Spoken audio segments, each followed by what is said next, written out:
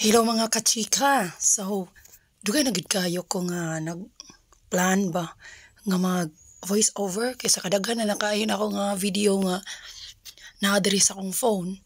Nya sige na upo lagi ni siya. So ang sakit sa upo kadaghanan gid na niya ang upo nga madugay nimong gamit mga madi. Makuha na siya mga kachika, makuha na siya kanang magsige siya kanang signal nimo nga wala na mo sang ah full na ang storage lagi. So mo ni karon madi ako yung paningkamutan nga ma-insert ni sa akong time bisan sa pila ka busy mga madi kay para ma-release na nina ko ang mga videos nga na diri para delete na nina ko. So mga vlogger din nga mga small vlogger maka-kuan gina sila no, maka relate gina sila mga madi sa kalisod ang being a content creator. So ingani mga madi. So actually ang atong topic karon mga madi is stay put lang mo din ha.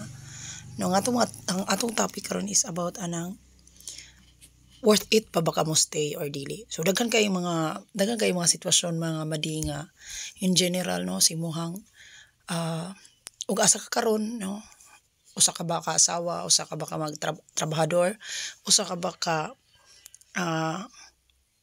single or unsa man, daghan kay ma-touch nga ni siguro maka-relate ini nga mao nga video mga madi no. So may time mga madi nga grabe na gid nimo nga pasensya kay para sa imuhang kanang kay nalagi kay ginahuna no. Number one is pirmi gyud kang ginahuna sa imong pamilya. So ingana mga madi kinahanglan jud kag pasensya nga taas kay mga madi sa trabahoan mga madi. Kinahanglan gid ka makibagay sa imong mga kauban. Kinahanglan gid ka mga madi nga taas gid kay imong pasensya kay nagkalain-lain lagi imong pamilya, nagkalain-lain inyong lifestyle niyo, nagkalain-lain inyong sana upbringing no. Na naiuban kay dato kaayo, nya naiuban sad pobre sad kayo. So pareha na to po mga pobre madi sige ra gid tagpa kuan paubos atong kutob sa atong himo madi, magpaubos gid ta kay lagi na labira na nang nako nga taga bukid madi nga ako gid nga sige gilantaw sa akong galingon is ubos ra gid ko kay lagi nakaagisad ko og pag naana ko sa maayong puot no na kuan ginamurag na trauma ko madi nga ubos gid kay ko kay taga bukid. So murag sala na ko nga taga bukid ko, taga pobre ko. So sa trabahoan madi kinahanglan gid ka nga makibagay gid no, nya di gid ka maghawad-hawd no. Pero kalagi kay kita kanang taga bukid mura gid tag ma-inferior sa mga kanang ubusanon kay naa gyud na ilahang kuan birag imong nadak-an is kanang kuan kay ka ba pobre jud kayo mo ba nya dili kay ka og nya imong nadak-an na nga environment is kanang gitudluan mo unsaon pag paubos, unsaon sige pagpasensya og maayong mga gawi. So murag mabaguhan ka sa kalibutan nga ingani di ka cruel ang kalibutan.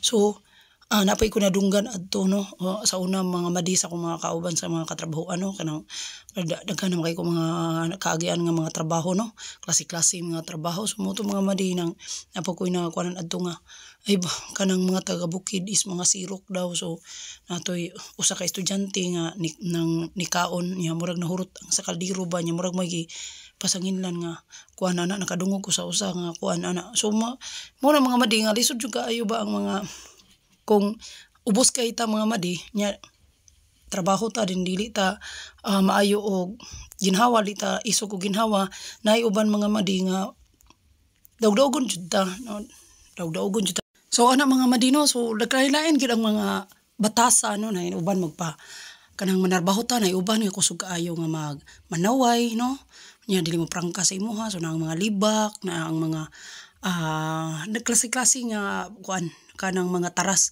na sa uban ng kusog kay magpatahod no, nya mga kanang bang murabag mubukay lubot dali kay mahiubos. Nasa uban mga madi nga hawod jud kaayo nga murag nagsweldo nimo. So daghan yun na mga nasa uban mga ipal sad kaayo nya nasa uban mga madi nga daghan kaayo nga mo kuan sa mutong kanang mga pilingon sad kaayo di sad gusto malabuan mangingon ana madi ba.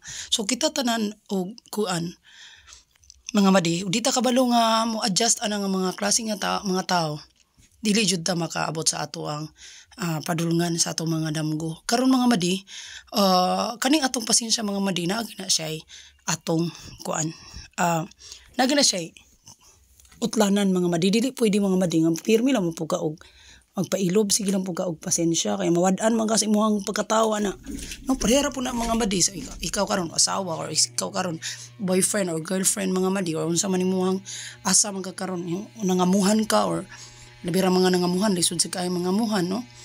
So kanang sa pangangalan nga nang katabang ta or unsa ba mga madi lisod kay mga madi kay daog-daogon nang gihapon tanaw di labirag kanang atong personal liti is dili kay siya kanang weak kay ta ba.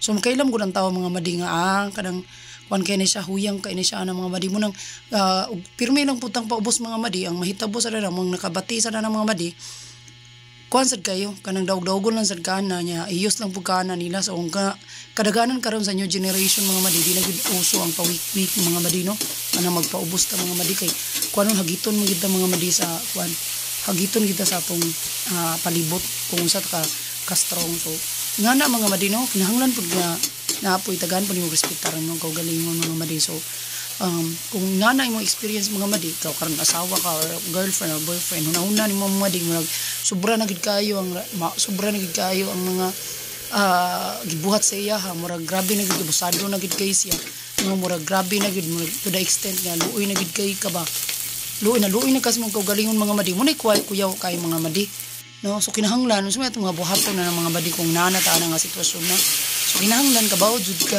nga nagoy kay kaisog nga dugay namang pasensya og pailog kinahanglan na jud kang makakuan og courage nga no kinahanglan na agid kay strength mga kaisog nimo move out ka kay you are not a tree.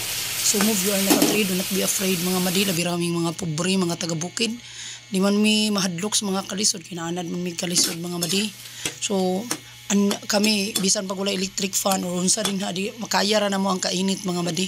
So practice ta inig kainit mga madi kay bulahan daw kuno mo impierno ta mga madi ready na kay ta mga madi.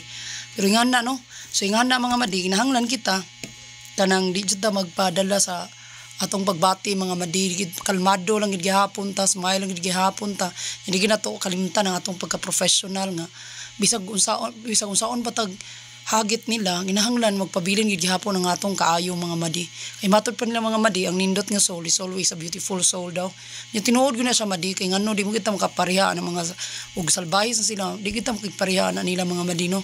So ngana kanang ako lang yung advice ninyo mga madi kung naamo ana nga sitwasyon na nga murag bisag saon nimo sige kita nimo mga sayop bisag usa lang ka masayop murag balig kanang tanan ng mga madi nga mga sayop nimo gibalik-balik na tarang gitiman-an ng mga madi murag dili jud na sa maayo madi bisag usa pa nakabuk nag-hate nimo or duha makamanipulate na sila mga madi labi ra mga hawod kay na sila. So kinahanglan jud ka mga madi no kinahanglan gid ka madi na kanang kuan juga isug juga kay ka madi no manatili nga kalmado kay daghan ra ba kay mga advices mga madi nga makapa kuan nimo. So naay mo mga friends of course imo ng mga friends mingon gina sila nga kanang sagdi na sa pawiwian na silang mga baba din na pasuyaan na silang taman mga madi pero para sa ako mga madi nindot sugayo mga madi og kung unsa ka init ang kalayo kung unsa ka kusog ang kalayo mo sad ka daghan ang imong tubig or sobra pa kay aron sakto jud ka og ginhawa mga madi nga makigsungko ana nila nga in a proper way di gyud ka ma-allowed mga madi labaw sa tanan mga madi no naa man gid mga pagsulay pero instead of sige nimo hunaon ang negative ani mga madi ang positive na lang instead nga mag-question ka sa imong worth nganong ingunana hunaan na lang nga blessed kay ka mga madi ayog na hunaa nga ikaw makaluluoy ka ayaw to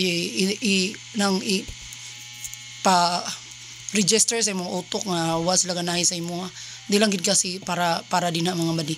So mo ni mga madi ang ato karong video is nag-talk ni siya sa kanang endangered species nga madi bitaw kuan ni siya mga madi kusog kay ni siya mukaon og mga manok. So busog pa kay kaayo siya no. So kaming mga pobre lami kay ni siyang kanon mga madi para sa kuan kay wala ni siya panuhot or sa kay mga kaon ini kay karandayan mga kaon. So kinahanglan nimo siyang lamingon og pila ka adlaw mga madi pakanon mo siya sapal no unsa lay mo ipakaon para limpyo ang iyang kuan lamingon mas maayo da abotag 1 month ng mga madi no.